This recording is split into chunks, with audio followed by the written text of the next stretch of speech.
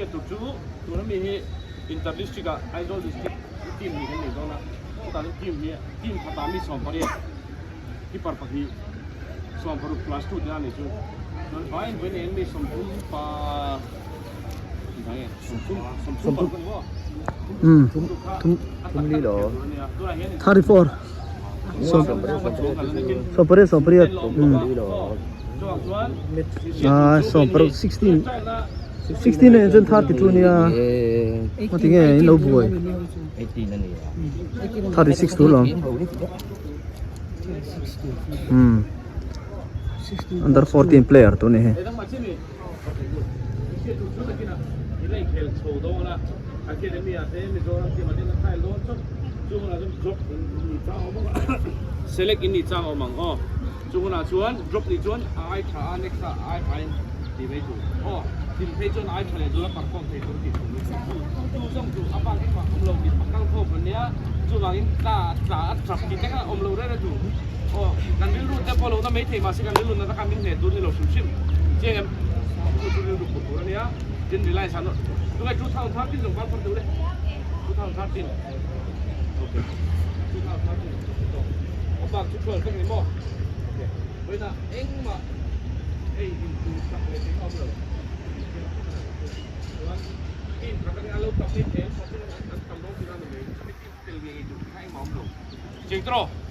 với là ai zo district ai ở ta kan ngai ho kan tha kan tu song je kan ki ma tu ma kan tel lo ki ma tu ma tel lo do ni ki khaนี่นักมาเนี่ยทานนมจานเลยดีอ่ะต่างถึงหม้ออะไรเป็นชะตอนนี้อ๋อเวลาชวนไอโซดิสติกไอโอทูทีมที่เราทำเจียงโตร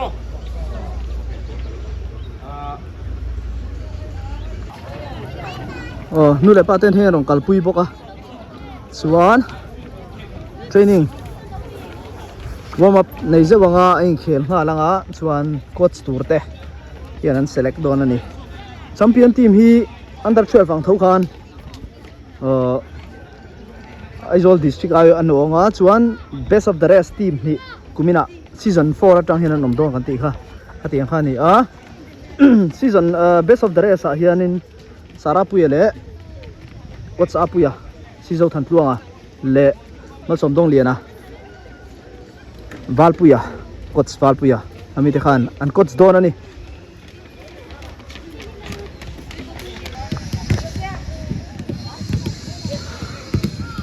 IDCH Inter District Championship tura hian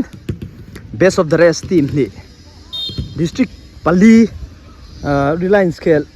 district Pali Aizawl lunglei scholarship le champhai tatang khan team ni thau best of the rest ani anga chuan a champion team kha district iron ron o topanga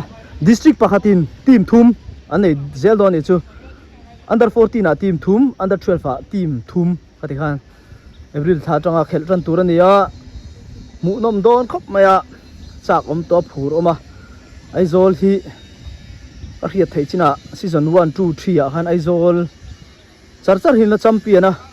district dang point thak khop lomma van nei le van duai final a chuan om ve theya chuwang chuan nikuma po khan penalty a champhai nen khan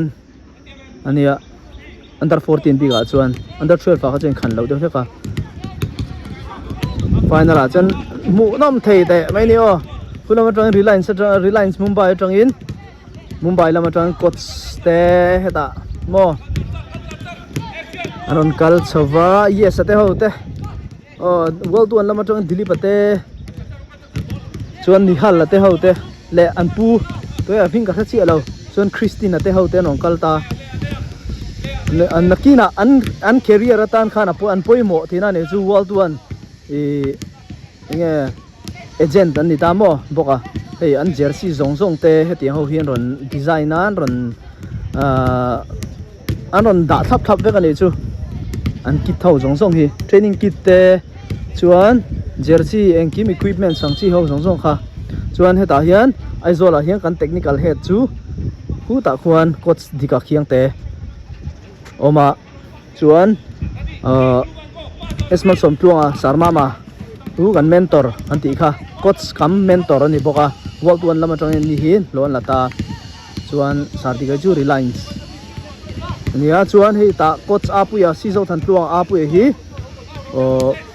tuna hian best of the rest team ain kol don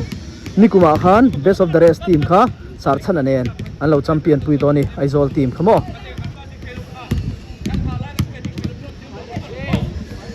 champion team hi sar chana hi an champion chuan kumina hian best of the rest ain kol thei don lo ti khan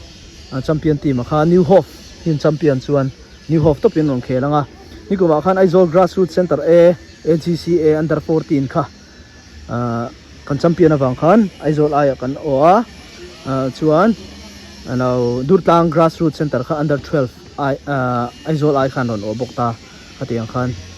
player limit 3 khap maya chuwang chuan best of the rest team en kol hi chu anwam big hanti do ni la na thange tiang vel khan ya best of the rest team hi chu a tha an du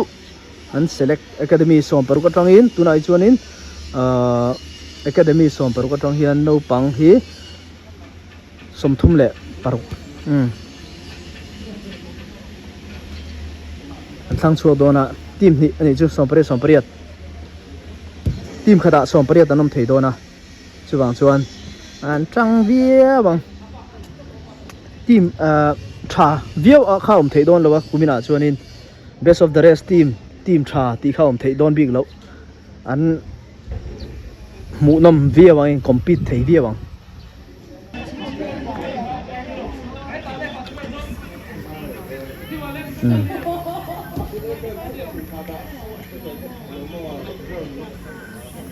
kita yes sara chuan a space ana din put in on jong to le pa tok te ya le bo te le te kilo pa tok te le pa tok te ala pa tok te hey ala pa ro bi ta le chuan kita lo kala now te o samu tu ka ba apa so kita sa te la ground te sa te pa ma chene chuan po bol hello min patum la bi patum bin patum tu po lo yes bin patum ai patum hale bet ko da pero Hey, ka. Hey, oh. Chuan, green ball at sanga. Hey. Yes. Kiwa hoy kaldon. Yes. Green ball at sanga. Lo chukra, come on. Yes. Defense ule gati. Juju kan endo chuting na chang shi lo chuting ai din ne lo chon interview ka chuno boy tha. Oh, chuting basic ne le ne lo chukan enang dia. Oh. Kasi tiya may mali kaya kaya kaya top ko. Oh, kana tektuan. Enga tiha. Sa watro sa tiya yung may defense one. Kasi simple. Oh, ali pass up to. Yes. Kung wala lang kita na. Yes, good. Chugay lo. Yes. Sige na kung wala na. Nakita pakwat ko yung kaya dola pariya tingnan sa akin kita pakatingnan sa akin dola po. Oh, susundoni. Oh, okay. Let's go, okay. Barna zuar mal char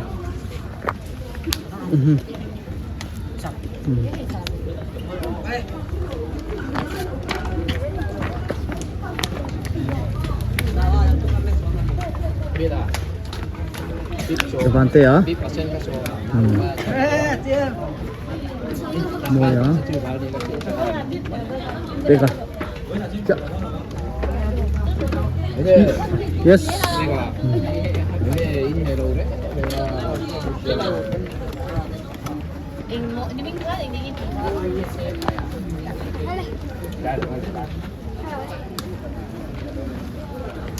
Con New Hope trên sân trường đây nhiều.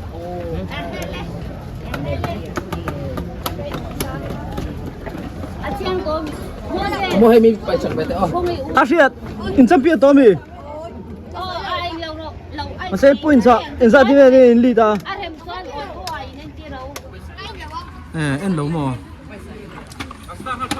nia thum le so panga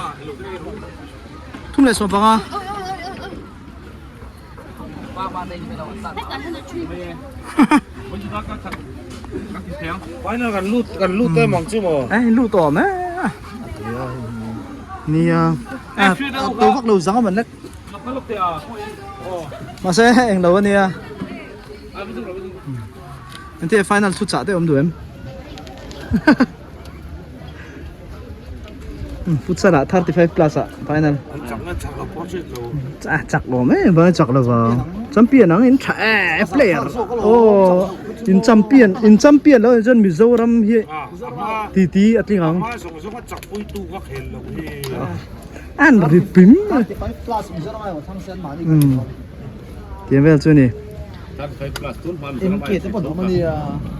MK ka line man ya YouTube ka line man.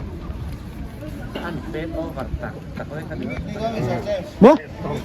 โอ้ weekly and a little kick around on Kaldon tuna boina oh sarat oi ano living water em bom barzok sara pui te hojok little kick ar chu mani khan on kal jok ani ule yes nakira rem cha le me lo ale ani ule